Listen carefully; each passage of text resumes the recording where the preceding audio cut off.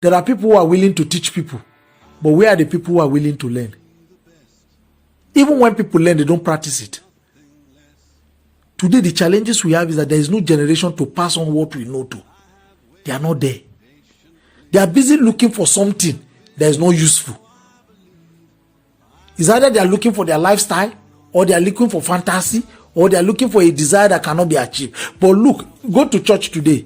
Say you want to teach people one of the most important topics and say it's free. People will not come.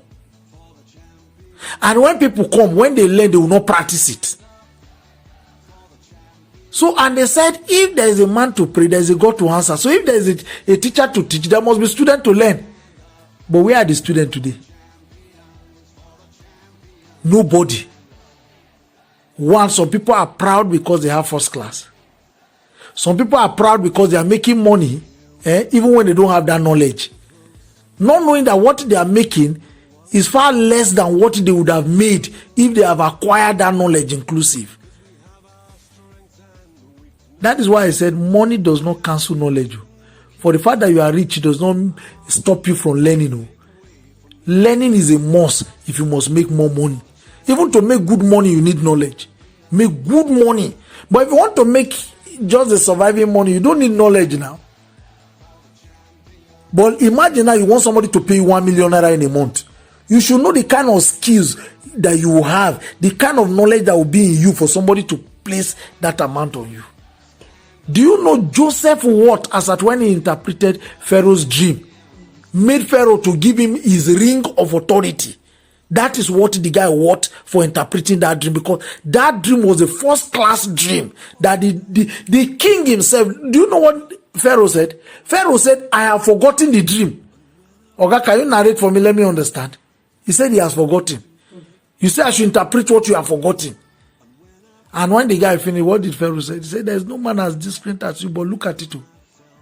For example, Joseph had a dream in 2019. Joseph had a dream in 2019. By 2020, he was already in prison.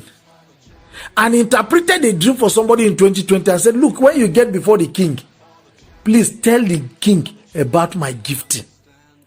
Let it make room for me in the palace. That is what he told the guy. He interpreted their dream. When one died, the other one may say, look, if you go to the king, please tell the king about me.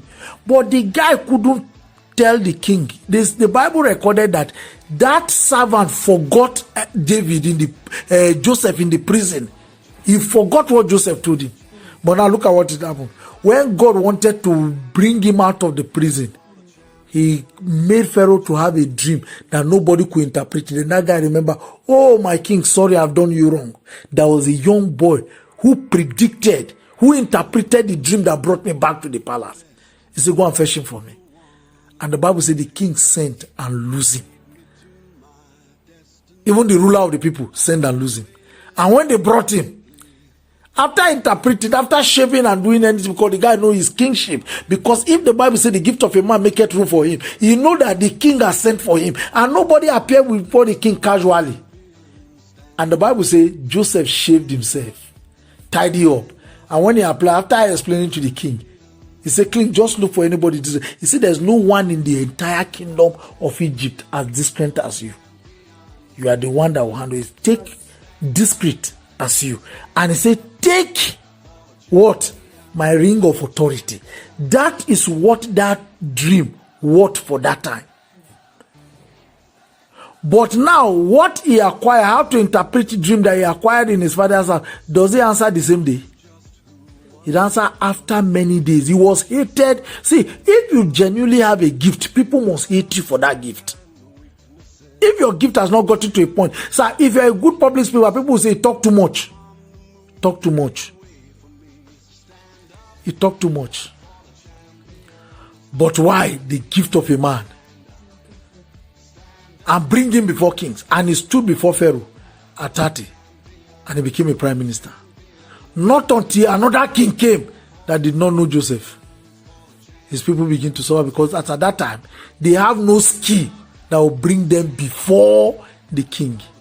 So he couldn't transfer the interpretation of dream to any child to make them reign continuously. So his gift expired because the king that knows his gift is gone. So when another king came, suffering came. So prime minister's family became slave in the same land that they were honored, because there was no longer a man of gift in their midst. You must transfer your gifting to your most close allied, your children, so that they can still be relevant to the next Pharaoh that will come. Because Pharaoh is a title that has come to stay. But your children must maintain the gift that has come to stay, so that they will be relevant. He talks about the sons of Issachar. He said they are few in number in Israel, but they are most reckoned with. The sons of Issachar, they that have understanding of time, they were in command of their brethren. Because they don't pick king in Israel without consulting the children of Issachar, because they have understanding of time. So all those things are gifts at various points. And those gifts make room, not anywhere, or make room in the upper place for us. So we must know the gift of a family and begin to spread it among the children, so that the children, what the gift their father have, that it makes him reign. If they have the same gift, they will reign also. Gift does not expire. Event change, time change, but gift remain the same, because it is what? It is inbuilt. So we must wake up, we must repackage our gift, we must learn for succession planning to transfer it to the upcoming generation, so that those generation will know the trade of their father. There was a disconnect. When our father left the village, they left the trade of their parent. Today, they chase other men's trade.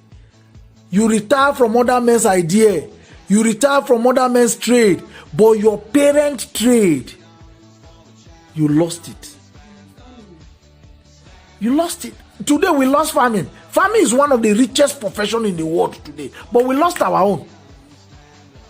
To what? To modern education. And the whites know that if we have had farming, Nigeria would have been one of the greatest in the entire world. So please, reinvent your gift and put it to work. And make sure there's a succession planning to transfer it to the generation that is coming.